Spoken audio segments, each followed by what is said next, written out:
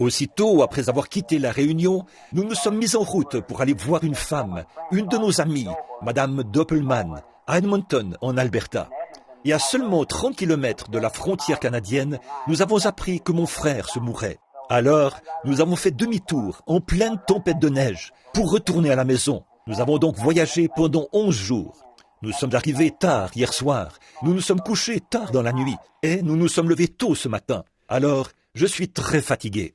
Mais dès que j'ai pu joindre ma mère, après être arrivé à un endroit où il nous était de nouveau possible de téléphoner, elle a dit « Frère Neville est allé le voir ». Ça, c'est un véritable pasteur, les amis. Nous apprécions vraiment cela. Bon, ça pourrait peut-être que vos bien-aimés n'en sont jamais arrivés là, peut-être. Mais dans un moment critique, quand on sait que quelque chose est en train de se produire, c'est rassurant de savoir que votre ami sera là. Il est tout de suite allé voir mon frère. Alors, une fois là-bas, aussitôt arrivé, j'ai changé de vêtements et j'ai couru le voir. Et qui ai-je trouvé dans la chambre, en prière? Nul autre que frère Neville. Il était en prière, là, dans la chambre, avec Howard. Je suis reconnaissant pour cela. Je préfère le dire ici, à l'estrade. Comme je l'ai toujours dit, je préfère vous donner un petit bouton de rose maintenant, plutôt que toute une couronne après votre mort. C'est maintenant qu'il faut le faire. J'apprécie frère Neville, et je sais que nous l'apprécions tous dans cette église, parce qu'il est un brave pasteur. Juste pour lui montrer combien vous l'appréciez, levez la main vers Dieu, comme ceci. C'est ça, merci. Ça, c'est vraiment quelque chose que... Je suis allé à la maison, j'en ai parlé à ma femme. Je lui ai dit, chérie, quand je suis allé frapper à la porte, je suis passé lire sa fiche médicale au bout du couloir, pour vraiment voir ce qui n'allait pas. Ensuite, je suis allé là et j'ai entendu quelque chose à l'intérieur. J'ai frappé à la porte. Je croyais que quelqu'un parlait. Il l'avait fait asseoir sur son lit avec sa Bible et tous les deux avaient la tête inclinée. Il priait Dieu quand je suis entré. Je me suis simplement joint lui dans la prière. Et aussi, dans ma prière, j'ai dit à Dieu que je l'apprécie. C'est un véritable ami et un véritable pasteur. Puisse frère Neville vivre longtemps dans ce monde pour servir le Seigneur. Je crois qu'un si brave homme, Dieu le gardera ici pendant de très nombreuses années pour le servir. Cela a touché mon cœur plus profondément que tout ce qui m'est arrivé depuis longtemps. Bon, d'habitude, puisque la classe d'école du dimanche des enfants n'est pas encore terminée, alors j'ai pensé que nous pourrions peut-être prier pour les malades. Je n'avais pas annoncé que je serais là pour prier pour les malades. Mais s'il y a des gens qui sont ici pour qu'on prie pour eux, nous prierons pour eux. Maintenant, si sœur Gertie veut bien venir jouer le grand médecin pour nous, et nous demanderons à notre cher Père Céleste de bien vouloir bénir ceux qui ont besoin de lui aujourd'hui. Nous voulons maintenant que tous ceux qui sont malades et qui ont des besoins se rassemblent autour de l'autel. Si je ne me trompe pas, est-ce bien Nelly Sanders qui s'avance? Oh là là, que Dieu te bénisse Nelly. Ça fait 25 ans. Que Dieu te bénisse Nelly. J'ai promené le regard tout à l'heure et je t'ai vu. Et je ne voulais pas que tu penses de regarder comme ça, les yeux braqués sur quelqu'un. J'ai regardé plusieurs fois et il me semblait que c'était Nelly. Probablement que personne ici ne se souvient d'elle. Je pense que certains d'entre vous, combien se souviennent de Nelly Sanders? Mais bien sûr, elle était l'une des premières personnes à fréquenter le tabernacle. Ma défunte épouse et elle étaient des amies intimes et aussi des sœurs en Christ. Et elle s'est mariée à un des officiers de l'organisme Volontaire pour l'Amérique. Et lui, notre frère, est parti pour être avec Dieu. Je crois qu'il l'a laissée avec 2 garçons, je crois. Quoi qu'il en soit, elle a des enfants et certains vont encore à l'école. Nelly, toute seule, est désemparée. Et elle arrive à l'âge où on devient tout nerveux et bouleversé. Elle m'a téléphoné quand j'étais dans une réunion à Phoenix, en Arizona, pour que je prie pour elle. Beaucoup de mes souvenirs, Nelly, remontent à une époque où le sol était recouvert de sciure, et où toi et Hope, la jeune Hadcock et bien d'autres étaient là. Ça, c'était il y a de nombreuses années, il y a 25 ans. Le temps m'a filé entre les doigts. Nous avançons très rapidement sur ce chemin, c'est vrai. Eh bien, que Dieu soit avec toi maintenant.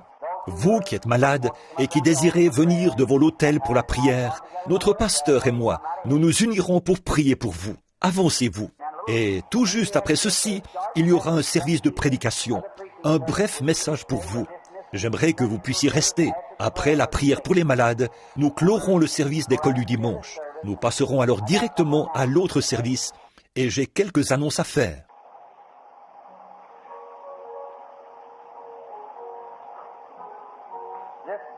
Ce grand médecin est proche maintenant, le compatissant Jésus. Il réconforte le cœur abattu, aucun autre nom que Jésus. Bon, si nous pouvions entrer maintenant dans la communion autour de cette prière, pour la guérison de l'un l'autre, sachant que Dieu est ici et qu'il a promis de nous exaucer. Oui, c'est en règle, nous descendrons prier pour elle, pour la dame qui est assise. Certainement. Très bien. Frère Neville, voudrais-tu venir m'assister? Maintenant, soyez aussi respectueux que possible, vous, les petits-enfants, qui regagnez vos places. Prions maintenant, pour que, quand nous irons oindre les malades et les affligés, nous ayons la foi en Dieu, pour croire. Ayons la foi que Dieu agira. Vous tous, qui êtes dans l'auditoire, et qui êtes en bonne santé ce matin, qui n'avez pas besoin de venir à l'autel, dites-vous bien que c'est la grâce de Dieu qui vous a amené jusqu'ici. Maintenant, priez pour ceux qui sont devant l'autel, jeunes et vieux. Comme il est de coutume ici, au tabernacle, nous envoyons le pasteur faire l'onction d'huile. Nous prions pour les gens. Nous envoyons le pasteur faire l'onction d'huile. Moi, je l'accompagne et j'impose les mains aux malades pendant qu'il les oint d'huile. L'Écriture dit, « Oignez d'huile les malades au nom du Seigneur. Imposez-leur les mains et ils seront guéris. » C'est l'Écriture. Et vous, tous ensemble, courbez la tête maintenant, pendant que nous prions ensemble pour les malades. Notre Père Céleste, nous venons humblement dans ta divine présence maintenant, pour ces gens qui ont des besoins, pour les malades, pour ceux qui ne peuvent pas s'en sortir par eux-mêmes. Et pour beaucoup d'entre eux, Père, les médecins n'ont plus de solution. Il n'y a plus rien à faire, à moins que tu leur accordes ta grâce. Je prie humblement aujourd'hui, ô Dieu, de tout mon cœur.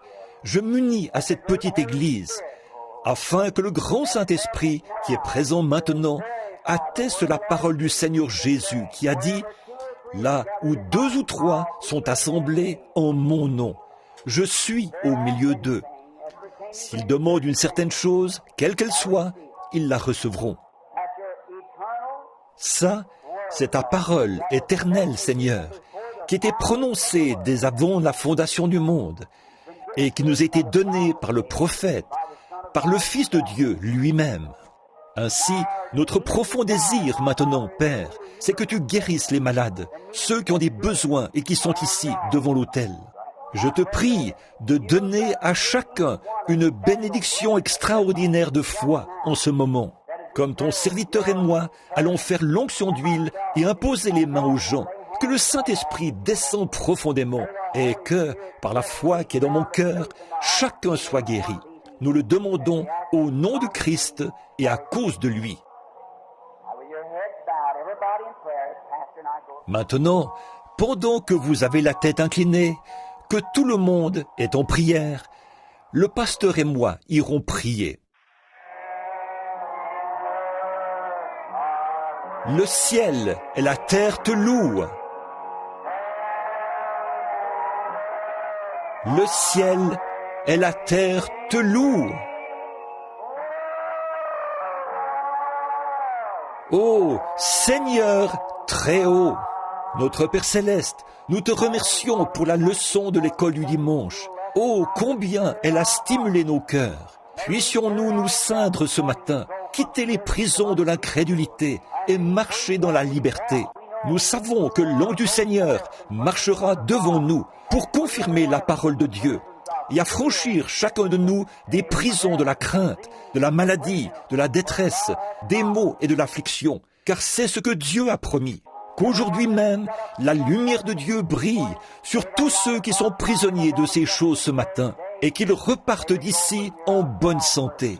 Nous te remercions pour le message et pour ta parole, pour la conduite du Saint-Esprit. Accorde ces bénédictions, Père. Et maintenant, sois avec nous pendant le service de prédication de ce matin, pour le petit message court qui suivra. Nous le demandons au nom de Christ. Amen. Il y en a qui doivent partir maintenant. Pendant quelques instants, levons-nous pour chanter un cantique. ce « Revêt-toi du nom de Jésus ». Ceux qui doivent partir peuvent sortir. Ceux qui peuvent rester encore 30 minutes, nous serions contents que vous restiez. Très bien. Revêt-toi du nom de Jésus. Ô toi, enfant de tristesse, tournez-vous et serrez la main de quelqu'un près de vous. Va te procurer la joie. Prends-le partout où tu vas. Précieux nom, nom si doux, espoir de la terre, joie.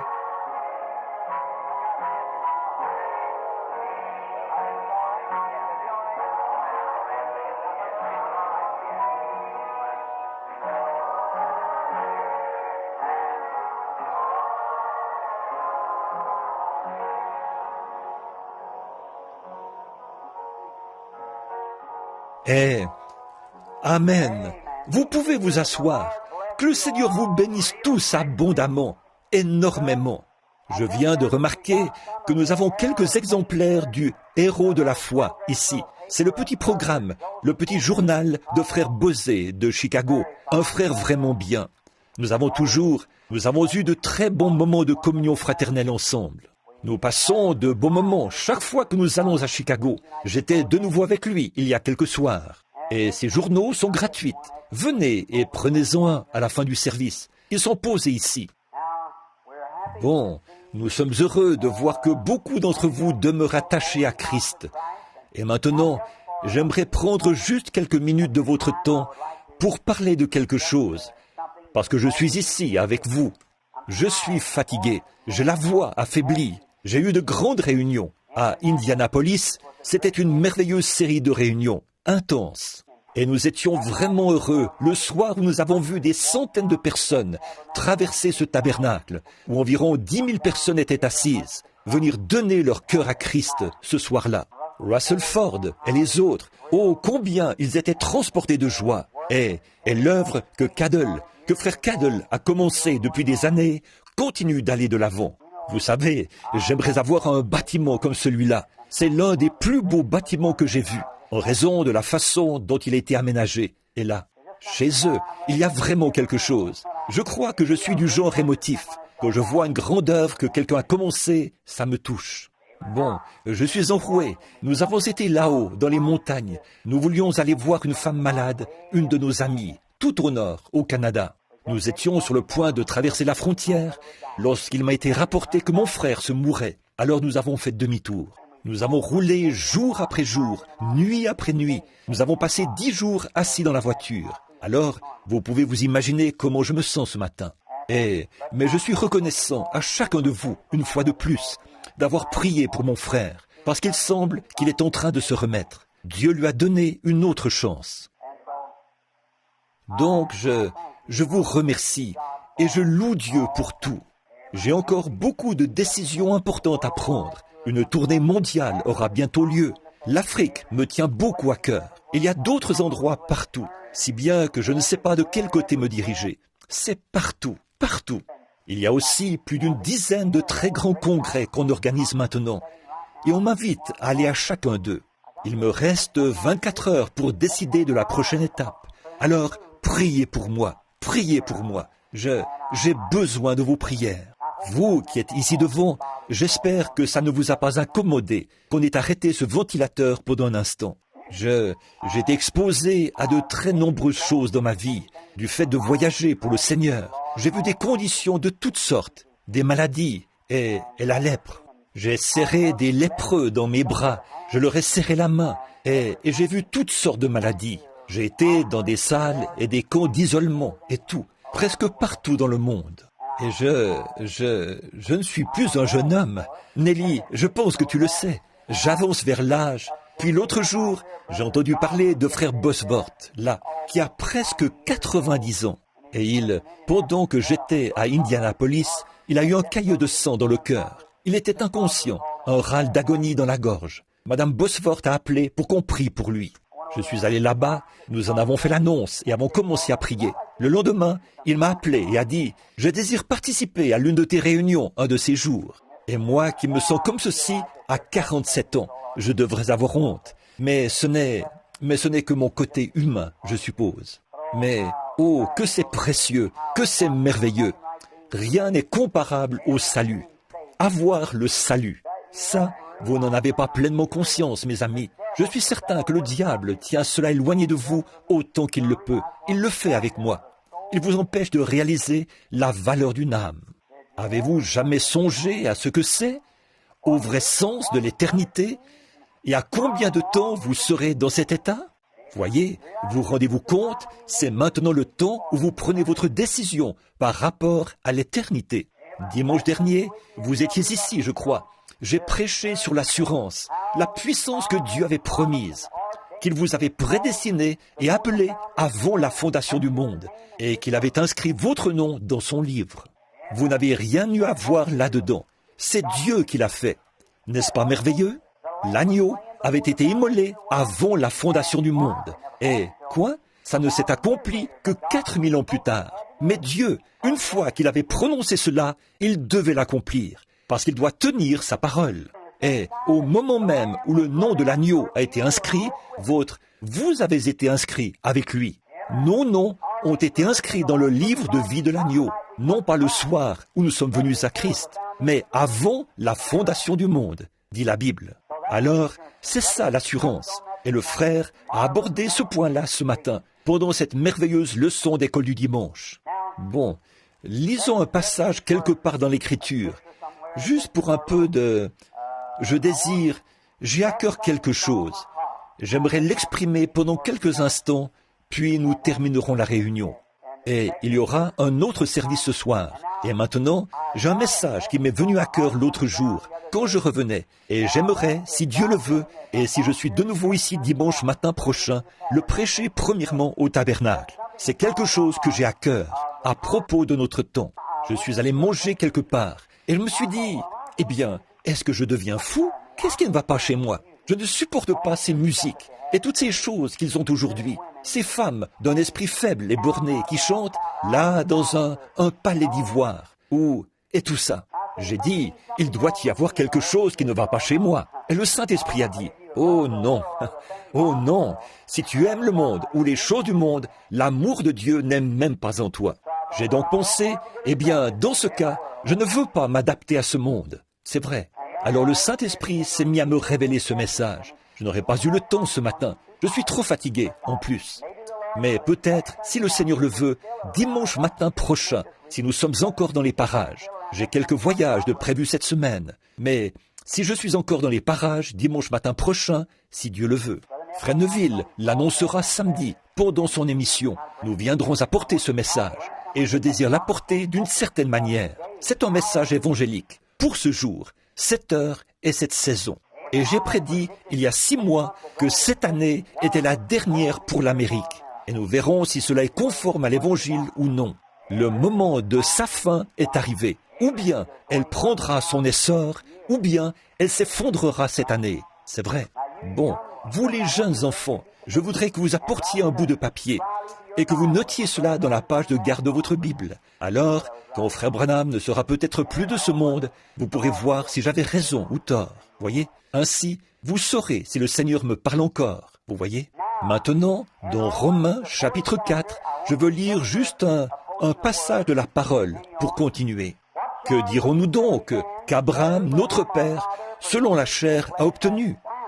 Si Abraham a été justifié par son œuvre, il a sujet de se glorifier, mais non devant Dieu. Car, que dit l'Écriture? Abraham crut à Dieu, et cela lui fut imputé à justice. Or, à celui qui fait une œuvre, le salaire est imputé, non comme une grâce, mais comme une chose due. Et à celui qui ne fait point d'œuvre, mais qui croit en celui qui a justifié l'impie, sa foi lui est imputée à justice.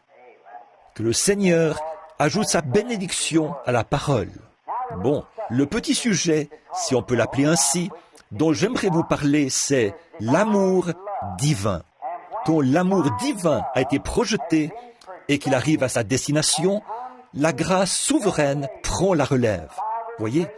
Eh bien, Pouvez-vous imaginer? Méditez là-dessus pour vraiment bien saisir maintenant. Voyez? Quand l'amour divin a été projeté et qu'il arrive à la destination prévue, alors la grâce souveraine prend la relève.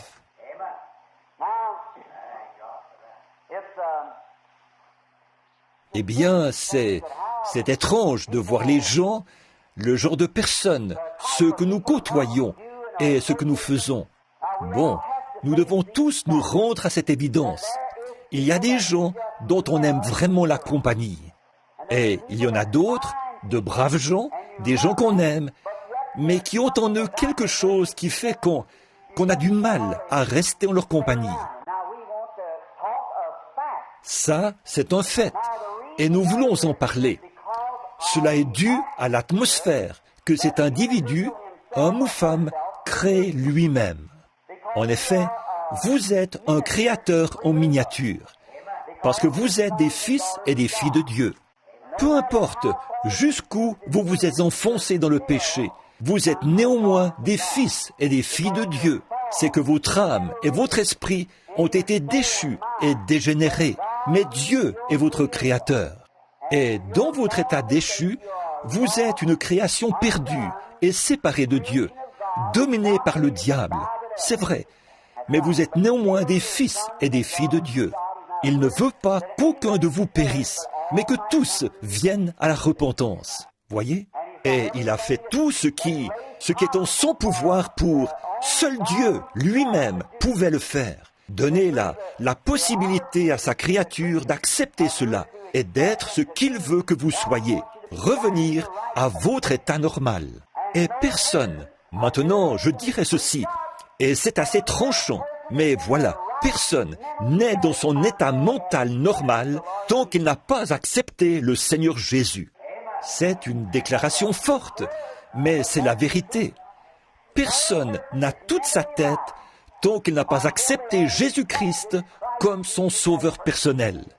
Ça peut sembler, mais c'est la Bible. Certainement, c'est vrai. C'est lui et dans votre être créé. Or, aux yeux du monde, vous passez pour un fou quand vous faites cela. En effet, vous devez quitter l'atmosphère dans laquelle vous baignez pour entrer dans cette autre atmosphère. Quand vous faites cela, alors Dieu vous élève au-dessus du monde et vous vivez dans une atmosphère céleste. Voyez? Et là, aux yeux du monde, vous êtes carrément à l'opposé de tout. Voyez? Et ceci est à l'opposé du monde. Voyez? Alors, ce que vous voulez, c'est que Christ vous élève dans une atmosphère où vous êtes heureux, paisible. Et dans cette atmosphère, vous créez un climat. Or, bien des fois, nous, dans les églises, ça peut paraître étrange, mais regardez-y de près. Bon, ceci, c'est pour l'église, c'est pour les gens. Les gens reçoivent les esprits les uns des autres plutôt que de recevoir le Saint-Esprit. Allez dans un groupe de gens et observez la façon d'agir de quelqu'un. Et les braves gens qui viennent se joindre à cette assemblée, tout à coup, les voilà qui agissent de la même manière. Toujours, prenez par exemple une brave femme et un mauvais homme. Ou bien il se sentira, ou bien il deviendra un brave homme, ou bien elle deviendra une mauvaise femme. Par l'atmosphère dans laquelle vous vivez, vous projetez ce que vous êtes à ceux que vous côtoyez.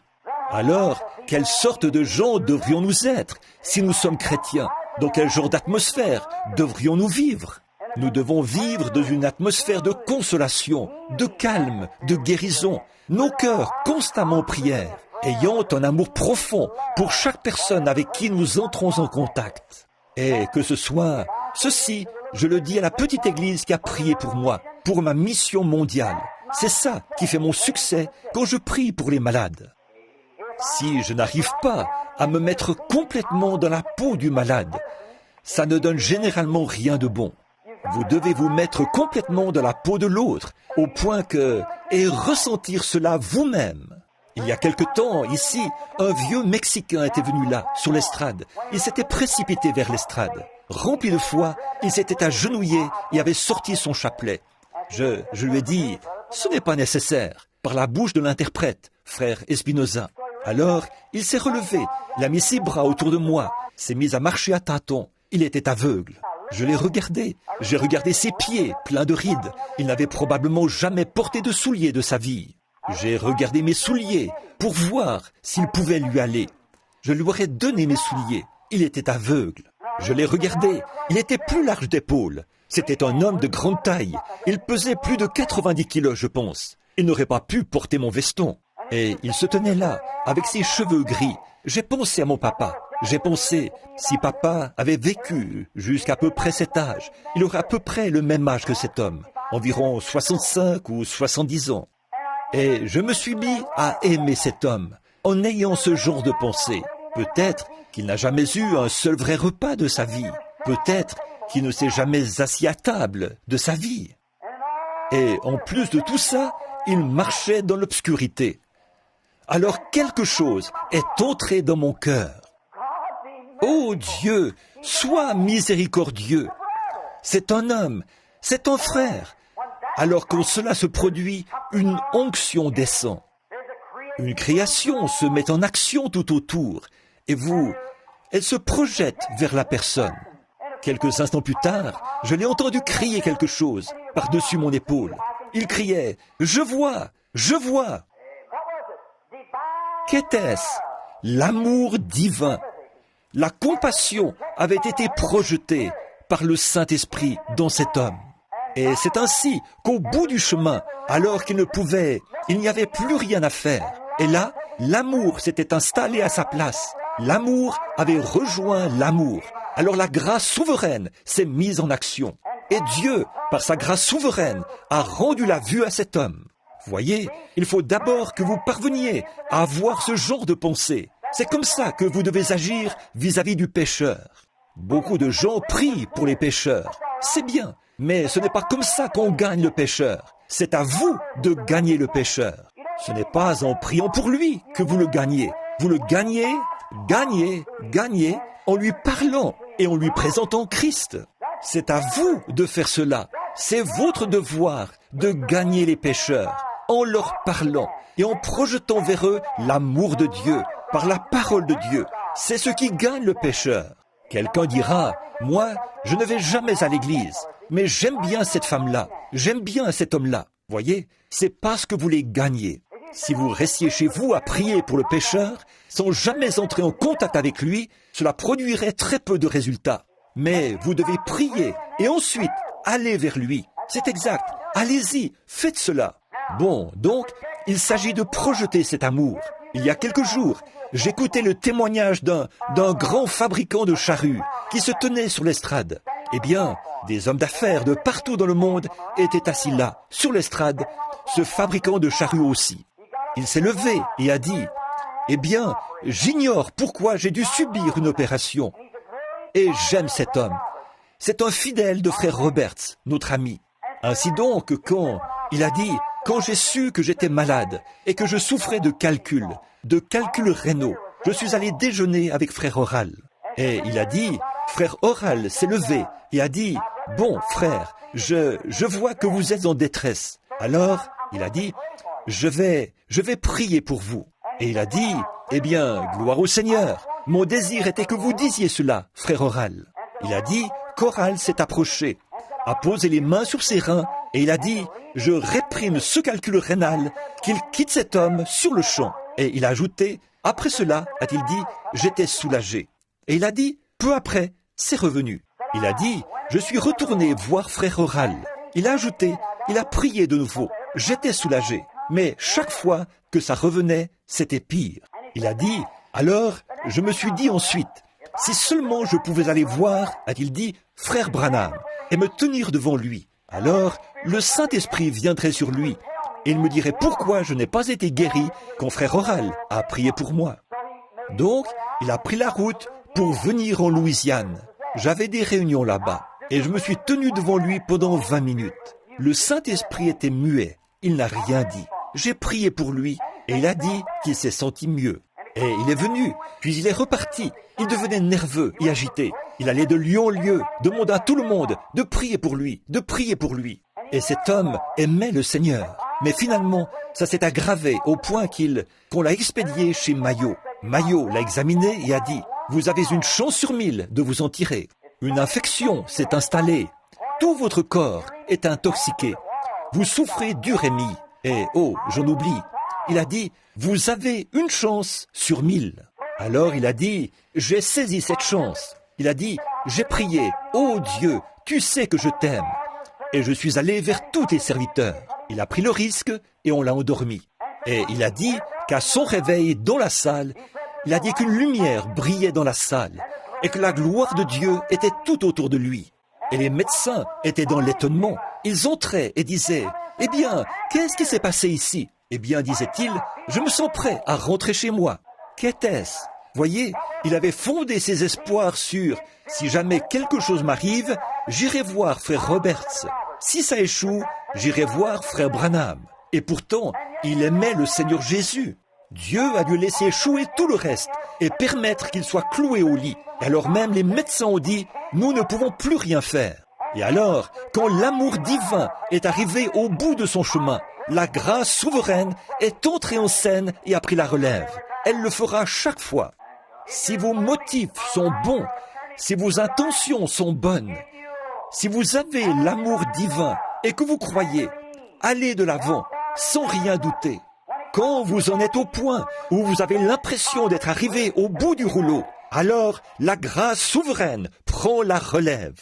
Combien j'ai vu cela à l'œuvre, combien j'ai remarqué cela dans ma propre vie, non pas seulement par une théologie ou par un genre d'expérience vécue par quelqu'un d'autre. Je suis très content aujourd'hui de pouvoir parler sur la base d'une expérience personnelle, de savoir que ça, c'est la vérité. Alors, pourquoi sommes-nous craintifs tant que nous savons que l'amour de Christ repose divinement dans notre cœur, que nous sommes passés de la mort à la vie? Aucun démon de l'enfer ne peut pénétrer en nous, même à notre mort. Il suffit de persévérer dans cet amour et dans la foi. C'est comme un petit enfant. Prenez un petit enfant. Je vais vous le démontrer pour que les tout-petits puissent comprendre cela. Voici Madame Kelly, assise ici, devant nous. Un soldat ivre, je crois, avait foncé là sur eux. Au moment de la transporter, on la croyait morte. On l'a amenée à l'hôpital. Elle était inconsciente. Or, tout a échoué là-bas et elle s'en allait. Mais, comme elle avait l'amour de Dieu dans son cœur, elle s'en est tirée. Je suis allé là-bas ce jour-là et alors la grâce souveraine a été projetée à la suite de l'amour divin. Ce matin, elle est assise ici, parmi nous, vivante. Voyez, c'est quelque chose qui se produit. Quand vous arrivez au bout de votre chemin, quand vous en êtes au point où vous ne pouvez plus avancer, alors la puissance de Dieu entre en scène, par la grâce souveraine. C'est ce que vous voyez. Prenez un petit enfant, un petit bébé, qui a de petites crises, des spasmes, et qui pousse des cris, donne des coups de pied et crie à tue-tête. Et voilà qu'il finit par retenir sa respiration. Et vous voyez sa mère l'empoigner, le tirer, le lancer en l'air, lui souffler au visage. Laissez-le tranquille. Il n'y en a pas un seul dans toutes les annales médicales qui soit mort de cette manière. Il ne mourra pas. Ce n'est qu'une crise. Il cherche à s'attirer de la compassion. Il cherche à se faire cajoler et ce n'est rien d'autre qu'un caprice. Et après avoir poussé son caprice jusqu'à retenir sa respiration et qu'il ne peut pas aller plus loin, alors la nature reprend le dessus. Il se détend et recommence à respirer. Toute votre agitation, le porter, crier, ça ne hurler, lui souffler au visage, ça exacerbe la situation. C'est ce qui arrive après que nous avons erré d'église en église, ça et là, de service de guérison en service de guérison. Mes frères, prenez l'amour et avancez, parce que vous êtes au bout du chemin. Dieu projettera la grâce souveraine quand vous arriverez au bout du chemin. Quand l'amour a atteint son paroxysme, alors Dieu est tenu. Quand vous arrivez à votre dernière extrémité et que tout est terminé pour l'homme, alors la grâce prend la relève. C'est la nature de Dieu d'agir ainsi. Combien j'ai remarqué cela alors que je suis... Supportez ces témoignages personnels maintenant, pendant un instant. Vous avez lu le livre, là, ce jour-là, à Portland, dans l'Oregon, quand ce fou s'était rué vers l'estrade et qu'il allait me tuer. Vous avez peut-être tous lu cela dans le livre. Qu'est-ce qui s'est passé? Dieu m'a envoyé prêcher l'évangile, et c'est ce que je faisais.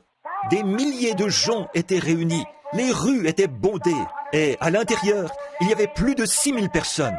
Dehors, la pluie tombait à verse, mais les gens restaient là. Leur cœur affamé soupirait. À cette époque-là, il n'y avait personne d'autre sur le terrain. Les réunions soulevaient beaucoup d'enthousiasme. Il fallait me frayer un passage à travers la foule et tout, recourir à une escorte policière pour me faire entrer. J'avais été dans une pièce et là, j'avais conduit 2 jeunes officiers à Christ, là, dans le vestiaire. 2 jeunes hommes, au début de la vingtaine, qui travaillaient dans la police. La mère de l'un d'eux avait été guérie la veille, et les 2 se sont agenouillés là, et je les ai conduits au Seigneur Jésus. Je me suis avancé sur l'estrade pour parler de la foi. Soudain, j'étais face à un fou qui, s'étant enfui d'un hôpital psychiatrique, avait frappé un prédicateur dans la rue. Cet après-midi-là, lui avait fracturé la clavicule et la mâchoire. Il avait la manie de tuer les prédicateurs. Il était entré au pas de course en se disant « Voici ma chance ». Il s'est rué vers l'estrade. Il pesait environ 115 ou 120 kilos et mesurait près de 2 mètres. Il balançait les mains vers l'avant et vers l'arrière. Il a dit « Espèce d'hypocrite, espèce de serpent dans l'herbe ». Et voilà, le service de Dieu était en marche. Les gens étaient guéris. Des milliers de gens étaient guéris et bénis. Des ministres étaient inspirés. Ce grand réveil n'était alors qu'à ses débuts, puis il a commencé à avoir de l'impact partout dans le monde. Là, sur l'estrade, était assis T.L. Osborne. Amen, qui a gagné des dizaines de milliers d'âmes à Christ. Il était assis là, lui qui était pasteur. Et 8 ou 10 membres de son assemblée, depuis le balcon, observaient la scène. Et ce fou s'est rué vers l'estrade pour perturber la réunion du Seigneur. Il a dit « Espèce de serpent dans l'herbe, espèce d'hypocrite, tu t'imposes comme étant un serviteur de Dieu. Je vais te prouver, ce soir, que tu n'es pas un serviteur de Dieu. Et je vais briser chaque os de ton petit corps de misérable. » Et il est monté en vitesse et a brandi son gros poing pour me frapper. Je me suis retourné. Les prédicateurs étaient en débandade et tout. Et là, il s'est raclé la gorge et m'a craché au visage. Il a dit « Espèce de serpent dans l'herbe, je vais te prouver combien tu es serviteur de Dieu. Espèce d'imposteur. » Je n'ai rien dit. Je le regardais tout simplement. Et tout d'un coup, le Saint-Esprit. Quelque chose.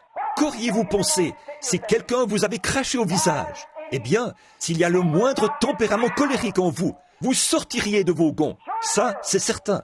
Et 2 policiers se sont avancés. Les 2 policiers qui, avec des objets dans les mains, pour frapper cet homme, le neutraliser et l'emmener. Mais je ne pouvais pas les laisser faire ça. Dieu avait placé dans mon cœur de l'amour pour cet être mortel. J'ai pensé, ce n'est pas cet homme, c'est un démon qui l'a mis dans cet état.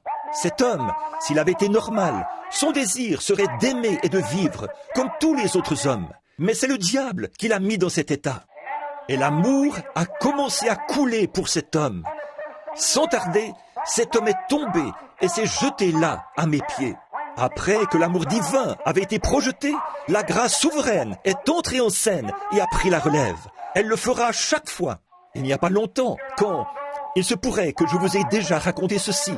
L'année dernière, en fait, ça fait maintenant 2 ans, je passais la tondeuse dans ma cour. J'essayais de tondre toute ma pelouse. J'y allais rondement. Je devais m'arrêter pour changer de vêtements, entrer prier pour quelqu'un, puis je ressortais.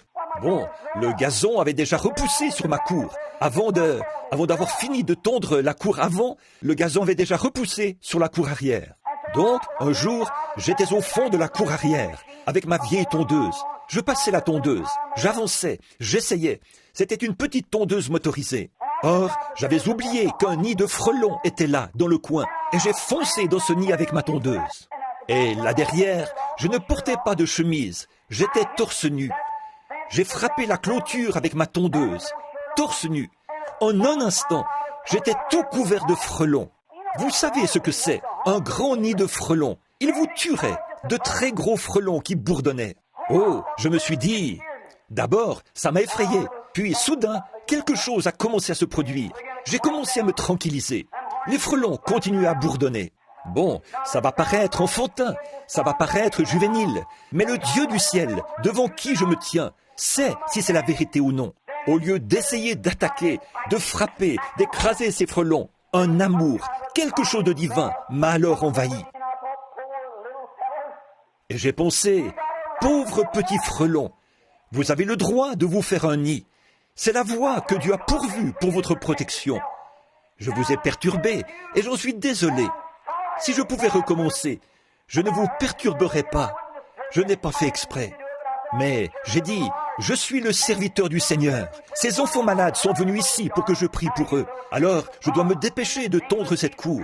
À présent, petite créature de Dieu, au nom de Jésus-Christ, retournez dans votre nid. Je ne vous perturberai pas. Qu'était-ce? À ce moment-là, ils auraient pu me piquer à mort. Par l'amour de Dieu, avec un cœur soumis, l'amour a été projeté. Et la grâce souveraine a pris la relève. Qu'est-ce qu'ils pouvaient dire à ces frelons, leur parler, et que, suite à cela, chaque frelon se met à voler pour former un cercle, qu'ils s'alignent tous comme un groupe de militaires, puis retournent tout droit dans leur nid. Qu'était-ce? Je ne pouvais pas parler à ces frelons. Je n'ai aucun moyen de leur parler. Comment aurais-je pu les empêcher de me piquer? C'était la fin pour moi. Mais j'avais l'amour. Dieu m'a donné l'amour pour ces frelons et je leur ai parlé avec ma voix. Et le Saint-Esprit, par la grâce souveraine, a conduit ces frelons directement de leur nid. Non loin de la route, à Henryville, il y avait un vieux guernesey un jour. C'était le grand taureau qui avait tué un homme de couleur, là, à la ferme Brooks. Il avait tué cet homme de couleur et avait failli tuer le jeune West de la même manière. On l'avait laissé dans la ferme. Je ne le savais pas. Je faisais ma ronde. J'étais censé porter une arme. Je ne l'avais pas sur moi. Un jour, je traversais. J'avais pensé aller de l'autre côté, prier pour un malade. Je suis passé par ce champ, oubliant que ce taureau était là. J'ai marché jusqu'au beau milieu de ce champ. Que s'est-il passé? Tout à coup, d'un petit tas de buissons, s'est dressé ce grand taureau de combat, avec ses longues cornes comme ça, et il a mugi. J'ai su que c'était ce taureau meurtrier. J'ai regardé en arrière. J'étais trop loin de la clôture, à environ 200 mètres. Il se trouvait à moins de 10 ou 12 mètres de moi. Il se tenait là, ses cornes pointées vers le bas, et il a laissé échapper un gros beuglement. Je n'avais pas d'arme, ni d'arbre où me réfugier. Je ne pouvais pas retourner vers la clôture. Je me suis dit, eh bien, c'est fini pour moi. Bill Branham, voici venir ta destruction. Tu vas être martyrisé, tué à coups de cornes, ici, dans ce champ. Je suis resté là. Mais soudain, quelque chose a commencé à s'installer. Cœur, la gloire de Dieu, quelque chose est entré dans mon cœur. J'ai pensé, j'ai perturbé ce pauvre animal. Ce n'est pas ce pauvre animal, c'est le diable qui le pousse à agir de la sorte. Et je sais une chose, la voici. Je désire que vous écoutiez cela. Il n'y a qu'une chose qui vaincra le diable, c'est le pur amour divin. L'amour vaincra tout. Dieu a tant aimé le monde. C'est ce qui a vaincu la question du péché. C'est ce qui a vaincu la question de la maladie. C'est ce qui vaincra les différends dans l'Église. C'est ce qui vaincra tout ce qui est contraire et qui doit être vaincu. L'amour le fera si vous le laissez faire. Ainsi donc, ce grand animal a foncé vers moi. Au lieu d'éprouver de la haine pour lui, frère Mike, je l'ai aimé. J'ai pensé, tu es la créature de Dieu. Qui d'autre que Dieu pouvait te créer? Tu étais couché là, paisiblement, et je suis entré dans ton territoire. Pourtant, des avertissements ont été affichés partout à travers le champ. Je n'y ai pas songé une seule seconde. J'ai quitté mon territoire habituel pour aller prier pour un malade. Et là, j'ai vu venir ce taureau, la tête oscillant comme ça, et il se dirigeait vers moi pour me tuer. Et je le savais. Mais l'amour divin a commencé à entrer en scène. J'ai pensé, pauvre créature, pauvre bête, tu ne peux agir autrement. Tu étais couché là et je t'ai perturbé. Maintenant donc, je suis le serviteur de Dieu. Tu es la créature de Dieu. Au nom de Jésus-Christ, retourne te coucher, car je suis en route pour aller prier pour un des enfants de Dieu qui est malade. Retourne te coucher. Et ce taureau venait vers moi de toutes ses forces. Aucune crainte. Je n'avais pas peur du tout. Pas plus que j'aurais eu peur de frère Neville qui est assis ici. Je ressentais seulement un amour pur et saint dans mon cœur. Qu'est-ce que cela a fait? Cela a créé une atmosphère. Et ce taureau a foncé directement dans cette atmosphère. À moins de 3 mètres de moi, il a freiné, les pattes tendues. Il a regardé là, tellement vaincu. Il avait le plus doux des regards. Il s'est retourné et est allé se coucher. Et je suis passé à 1,50 m de lui. Qu'est-ce? Quand l'amour divin a été projeté, La grâce souveraine prend la relève à ce moment-là. C'est le même Dieu qui a pu empêcher les lions de s'approcher de Daniel. Ils étaient sortis en rugissant. Et le brave Daniel se tenait là, enveloppé de l'amour de Dieu. Les lions se sont retirés et se sont couchés. C'était paisible. Je te le dis, mon frère, quand Dieu t'enveloppe de l'amour divin, alors tu trouves la paix dans la vallée. C'est vrai. Il y a quelque temps, je revenais de Dallas, au Texas. Je revenais à la maison par avion. Nous avions eu une série de réunions là-bas. Et en chemin, il y a eu un orage et l'avion a fait un arrêt d'urgence à Memphis. Pendant que j'étais à Memphis, on m'a logé à l'hôtel Peabody. Oh, quel hôtel somptueux! Je ne me sentais pas tout à fait à ma place. J'étais là-bas ce soir-là et j'y ai passé la nuit. Le lendemain matin, on m'a appelé et dit « Révérend Branham ?» Oui. On m'a dit « La limousine vous prendra à 7 heures précises. L'avion décollera à 7h30. » J'ai dit « Merci monsieur » et j'ai raccroché. Je me suis levé, j'ai prié et je me suis dit « Eh bien, j'ai peut-être le temps de faire un saut à la boîte d'un bureau de poste. » J'ai ici de la correspondance à laquelle j'ai répondu hier soir. Je me suis levé et me suis mis à descendre la rue. Je marchais en chantant. Il y a des gens presque partout dont le cœur est enflammé. Du feu qui descendit à la Pentecôte, qui les a nettoyés et purifiés. Oh, il brûle maintenant dans mon cœur. Oh, gloire à son nom. Je suis si heureux de dire, je suis l'un d'entre eux. Je descendais la rue, le paquet de lettres à la main, allant vers le bureau de poste. J'ai senti une chose étrange. Vous savez de quoi je parle, n'est-ce pas? C'est comme si tout s'était tranquillisé. Oh, quelle sensation! J'ai pensé, oh là là, que c'est merveilleux. Bon, Doc chantait souvent un petit cantique, que je marche guidé par la colombe céleste. Remplis-moi chaque jour d'amour. Je méditais là-dessus. Et cet amour s'est mis à couler en abondance. Nous avons l'amour, mais il nous faut l'amour en abondance. L'amour qui déborde. Vous dites, oh, j'aime les pécheurs. Mais, oh, mon frère, ma sœur, les aimez-vous suffisamment fort pour aller vers eux, discuter avec eux et les gagner à Christ? Voyez-vous ce que je veux dire? Vous dites, j'aime le Seigneur, mais pouvez-vous lui faire confiance quand le médecin secoue la tête? Pouvez-vous lui faire confiance quand vous avez tout perdu? Il vous faut un baptême d'amour qui déborde, d'amour divin.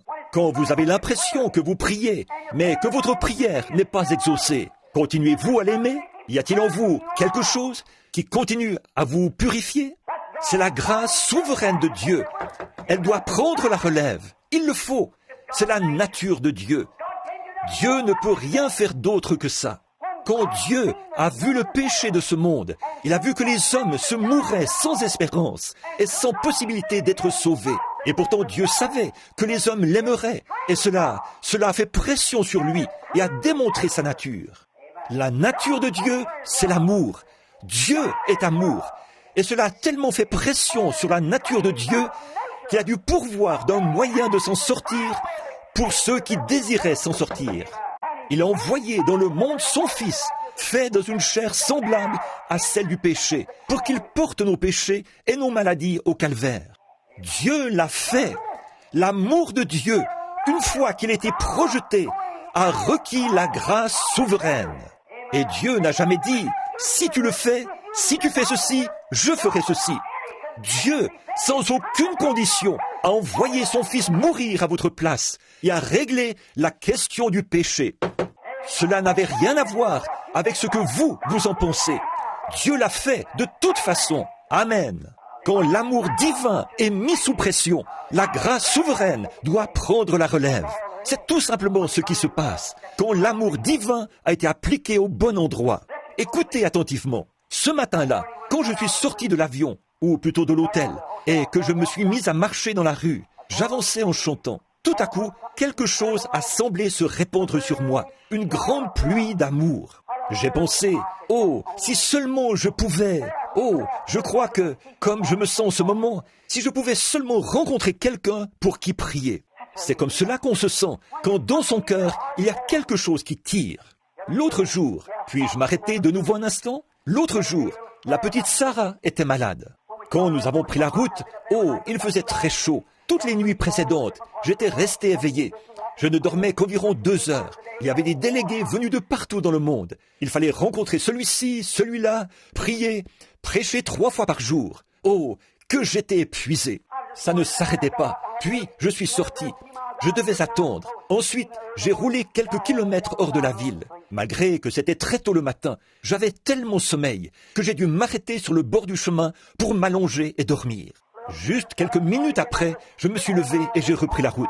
Je ne pouvais même pas garder les yeux ouverts, mais je m'efforçais d'avancer pour aller voir une certaine femme. Je devais traverser les déserts chauds et brûlants du Nebraska.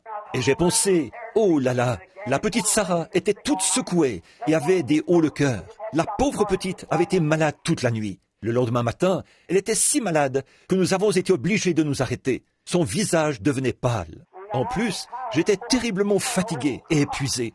J'ai pensé, oh Dieu, oh la situation est terrible. Oh Dieu, regarde, je n'arrive pas à conduire. Je suis si fatigué. J'étais là-bas avec ton peuple. J'ai essayé de faire de mon mieux. Et la petite Sarah est très malade. Là, nous sommes allés. Je suis allé lui imposer les bains. J'ai dit, cher Père Céleste, c'est toi qui m'as donné cet enfant. Elle t'appartient. Je n'ai fait que l'élever.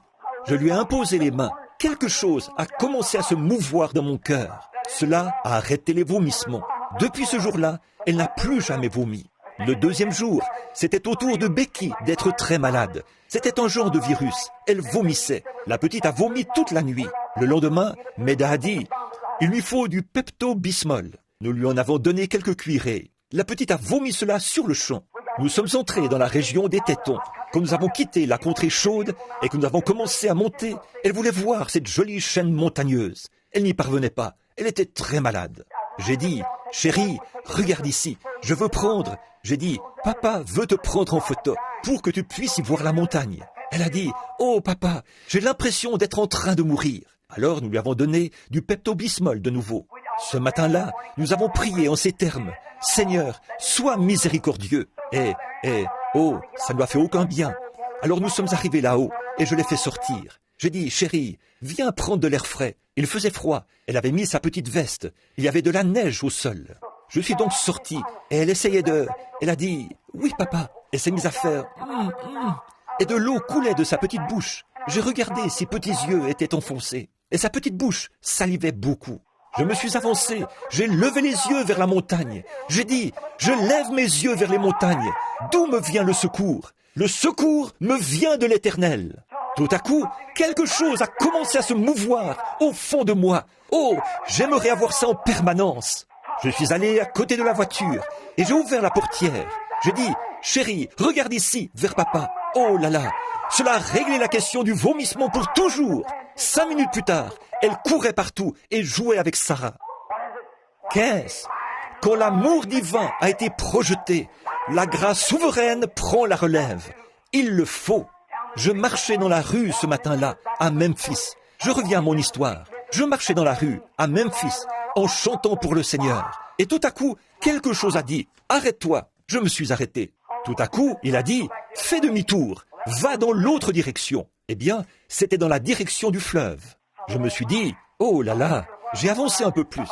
Je me suis dit, eh bien, c'était juste quelque chose que je... Vous savez, souvent, on a des impressions, vous savez. Et souvent, les gens commettent des erreurs parce qu'ils suivent leurs impressions au lieu de suivre la conduite divine. J'ai donc continué à avancer en me disant, c'était juste moi, une impression. Et oh, plus j'avançais, plus ça empirait. Je me suis mis là, en retrait, et j'ai regardé tout autour. Il y avait là des articles de pêche. Je me suis dit, alors que les gens étaient en train de me dépasser, que j'allais faire comme si je regardais ces articles de pêche. À ce moment-là, tous les gens avaient quitté le trottoir, ce groupe-là, quand le feu avait changé. J'ai dit, bienveillant Père Céleste, que voulais-tu que je fasse? Était-ce toi qui te mouvais dans mon cœur? On dirait que je vais éclater à l'intérieur. Il y a quelque chose qui se répand. Quelque chose a dit, fais demi-tour, rebrousse chemin. J'ai dit, pour aller où? Il a dit, fais demi-tour, rebrousse chemin. Pour aller où? Ça ne change rien. On continue à marcher, c'est tout. J'ai fait demi-tour et j'ai repris ma marche dans la rue. J'ai marché, j'ai regardé ma montre. Ça continuait à insister. L'heure était passée. Je suis allé un peu plus loin. L'heure était passée. Il était plus de 7h30. À 8h. Oh là là, là là. Je m'étais rendu loin, très loin. Là, il y avait des maisons aux couleurs vives. Beaucoup de vieilles maisons aux couleurs vives, là-bas, très loin. Je marchais là, et le soleil était déjà bien haut. C'était au début du printemps. Les nuages s'étaient tous dissipés. J'ai pensé, eh bien, j'ai raté mon vol. Mais j'ai pensé, oh Dieu, si je rate mon vol, c'est ton ordre, tant que Où me conduis-tu, Seigneur? Je ne sais pas où tu m'emmènes. Où vais-je? Ce n'était pas de mes affaires. Il fallait continuer à marcher. J'ai continué à marcher, c'est tout.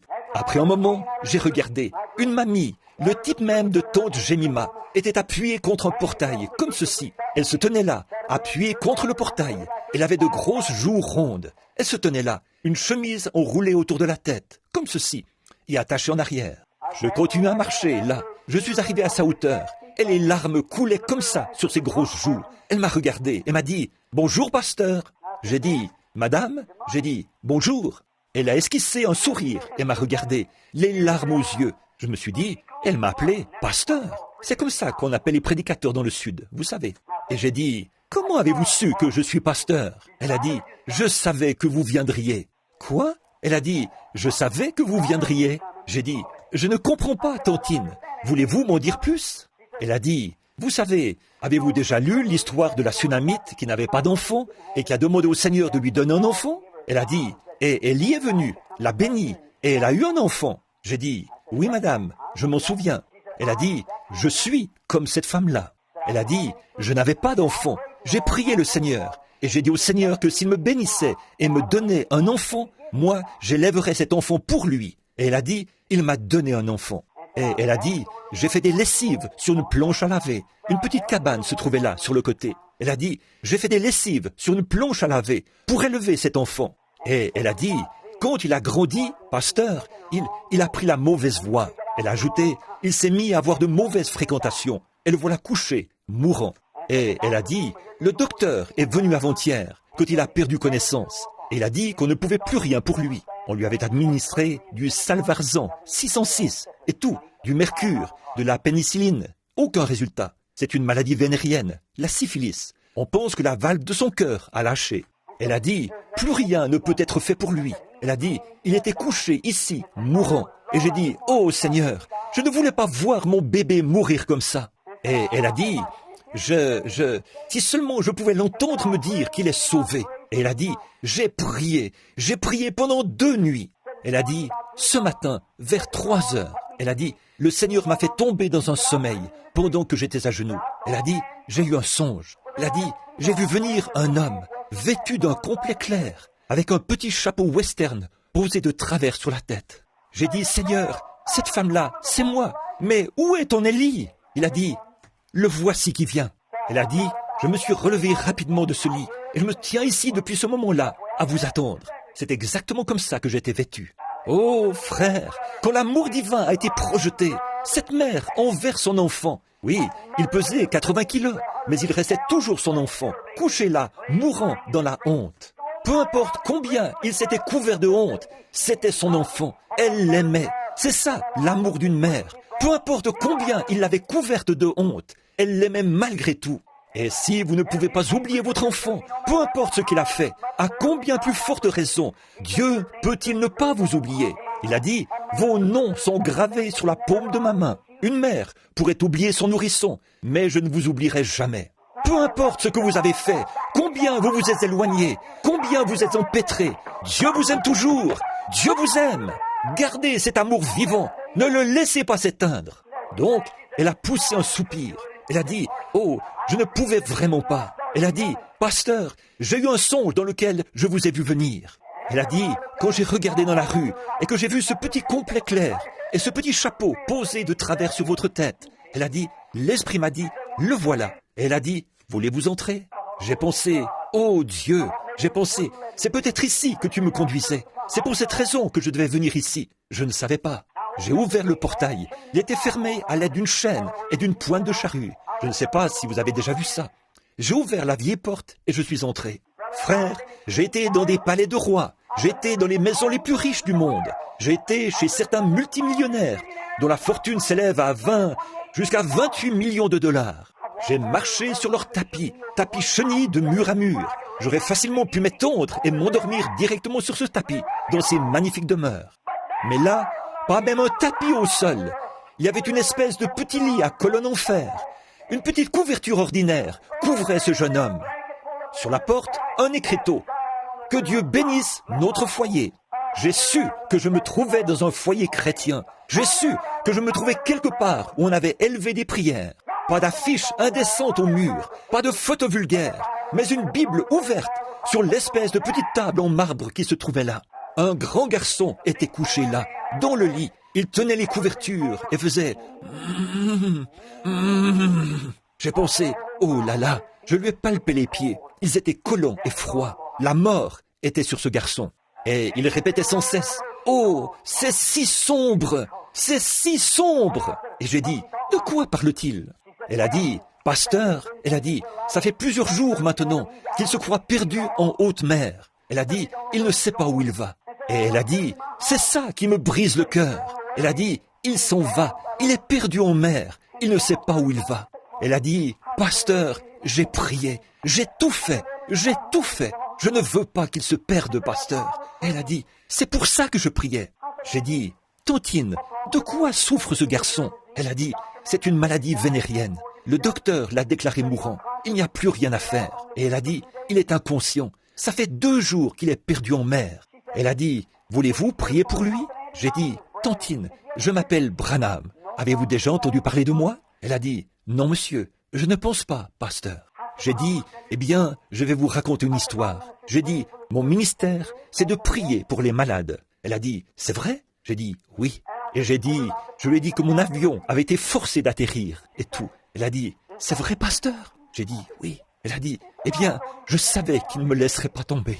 J'ai dit, priez, Tantine. Elle s'est agenouillée et vous parlez d'une prière. Oh mon frère, cette brave sainte savait entrer en contact avec Dieu. Elle a prié, là, jusqu'à ce que les larmes lui coulent des yeux.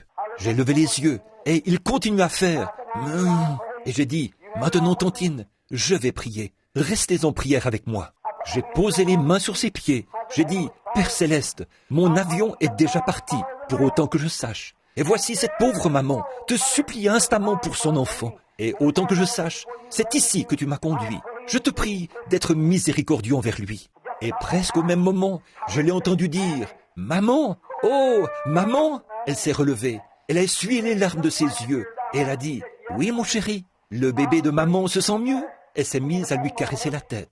Il a dit, « Maman, la pièce est en train de s'éclairer. La pièce est en train de s'éclairer. » L'amour souverain, là, l'amour divin avait été projeté au cœur de Dieu. Alors la grâce souveraine devait prendre la relève et répondre. Quand je pense à cette pauvre mère qui s'était accrochée à Dieu par la prière et tout ça, alors, qu'est-ce qui s'est passé? Dieu, par sa grâce, Dieu, dans sa miséricorde, a fait descendre un avion des cieux et l'a immobilisé au sol, afin d'exaucer la prière d'une pauvre femme de couleur ignorante, quand l'amour divin avait été projeté. Qu'elle était pauvre, noire, jaune ou quoi que ce soit, peu importe, quand la grâce divine a été projetée, la grâce souveraine doit prendre la relève. L'amour qu'avait cette brave maman, cette maman qui avait supplié instamment. Et ce jeune homme, environ 2 ans plus tard, je voyageais, j'étais dans un train qui allait dans le sud. Je suis descendu du train pour aller m'acheter un hamburger. Il fallait payer environ 70 ou 80 cents pour en avoir un dans l'avion, et dans le train. Or, je pouvais m'en acheter un pour environ 20 cents dans un petit kiosque. Je suis descendu du train et me suis mis à marcher. Quelqu'un qui portait une casquette rouge m'a dit « Bonjour, pasteur Branham !» J'ai regardé autour de moi, j'ai dit « Bonjour, fiston !» Eh bien, a-t-il dit « Vous ne me reconnaissez pas ?» J'ai dit « Non, je ne pense pas. » Il a dit « Vous souvenez-vous, il y a environ 2 ans, quand vous êtes venu prier pour moi, là-bas, chez ma maman ?» J'ai dit « C'était toi, ce garçon ?» Il a dit « Eh oui, pasteur Branham !» Il a dit « Non seulement je suis guéri, mais je suis sauvé maintenant. Je suis chrétien. » La grâce souveraine. Ah oui, mon frère, je vous le dis, quand Dieu voit que l'amour a été projeté, la grâce doit prendre la relève. Il y a quelques semaines, chez moi, vous vous en souvenez, beaucoup d'entre vous, quand cette brave opossum était étendue là, alors qu'une jeune fille, là-bas, avait noyé son enfant, Dieu lui avait pourtant donné un enfant, mais elle ne voulait pas l'élever. Alors, elle l'a enveloppé dans une couverture et l'a jeté dans la rivière pour le noyer. J'ai dit, ça, ce n'est pas une mère. C'est plus vil qu'une chienne. Un animal ne ferait pas ça. Si l'amour souverain de Dieu a pu être projeté sur un animal, à combien plus forte raison pourra-t-il être projeté sur un homme ou une femme? C'est vrai. Et cette brave mère opossum qui se dirigeait vers l'allée, vous connaissez l'histoire. Elle est entrée et restée là, près des escaliers, pendant 24 heures. Et je n'en savais rien du tout. Frère Wood et ceux qui sont assis là au fond, et ce Wood qui avait pitié de cet animal, a dit « Frère Branham, pourquoi la laissez-vous souffrir ?» Et les pauvres petits opossums se nourrissent de ce vieux lait qu'ils tirent d'elle, alors qu'elle était tendue là, morte. Elle a dit « Pourquoi ne pas les tuer, frère Branham, ou abattre cette brave mère ?» Elle n'était pas tout à fait morte. Elle était, quand on lui donnait un coup, ça la faisait bouger un peu. Et elle était restée étendue là, toute la nuit. Et le lendemain, la brave petite Becky est venue là et a dit « Papa ?» Eh bien, le lendemain matin, vers le lever du jour, elle a dit « Que vas-tu faire de cet opossum, papa ?» Elle a dit « J'ai pensé à elle toute la nuit. » Et j'ai dit « Moi aussi, Becky. » Je suis descendu dans le bureau. J'ai dit « Retourne te coucher, chérie. Ce n'est pas l'heure de te lever. Il est trop tôt. » Je me suis assis là, dans mon bureau. Je me suis dit « Je dois faire quelque chose de cette brave opossum. Je ne sais pas quoi faire. » Puis, j'ai entendu une voix. Et ça, je ne m'y attendais pas du tout. Au même endroit où les pommes étaient apparues ce matin-là, pour frère Hal, quand il était guéri du cancer, à l'endroit où les malades et les affligés ont été guéris. J'étais assis là, dans ce petit bureau. J'ai entendu une voix dire « Je l'ai envoyée vers toi. Elle est restée étendue là, comme une dame, pendant 24 heures, attendant son tour pour que tu pries pour elle. Et toi, tu ne m'as rien dit à ce sujet. » J'ai dit « Eh bien, je ne le savais pas du tout. » J'ai dit « Eh bien, tu veux dire que c'est toi qui as envoyé cet opossum ?» Je me suis dit « Qu'est-ce qui ne va pas chez moi? Est-ce que je parle tout seul ?» Je me suis surpris en train de me parler à moi-même. Je suis allé à l'extérieur. La petite Becky était toujours à la porte, en train de regarder. Je me suis approché. Cette brave opossum était là. Elle était toute couverte de rosée et tout. J'ai dit « Père Céleste, si tu as envoyé cette pauvre opossum ignorante, si tu l'as envoyée ici, tu as en quelque sorte mis dans mon cœur un amour pour elle, car elle est une mère. C'est pourquoi je ne pouvais pas la tuer. Je ne pouvais pas tuer ces petits. Et la grâce souveraine l'a conduite ici pour que les gens le sachent et que ça leur serve de leçon. Alors, ô Dieu, je te prie, au nom de Christ, de la guérir. » Et cette brave opossum qui avançait en traînant en arrière sa patte, remplie d'asticots et enflée au point de doubler en taille, s'est dressée sur cette patte. Elle a fait entrer ses petits dans sa poche et s'est mise à marcher là, aussi naturellement que n'importe quel autre animal que vous avez vu marcher. Elle s'est retournée vers moi, comme si elle se retournait pour dire « Merci, gentil monsieur. À ma connaissance, ils sont très heureux aujourd'hui, elle et ses petits. » Pourquoi? Quand l'amour divin a été projeté, la grâce souveraine prend la relève. Mon frère, ma sœur, il y a une seule chose à faire dans votre vie. Aimez le Seigneur votre Dieu de tout votre cœur, de toute votre âme, de toute votre force et de toute votre pensée, et croire que chaque parole qu'il a prononcée est la vérité. Et quand vous arriverez au bout de votre chemin et que vous ne pourrez plus avancer, alors la grâce souveraine, la grâce divine sera projetée. Comment aurais-je pu lui parler, étendu là, quand les frères Maillot m'avaient abandonné, assis sur le perron là-bas, frère Cox, assis à mes côtés, à se demander ce qui se passait. Je ne pouvais vraiment plus supporter ça, mais j'ai dit,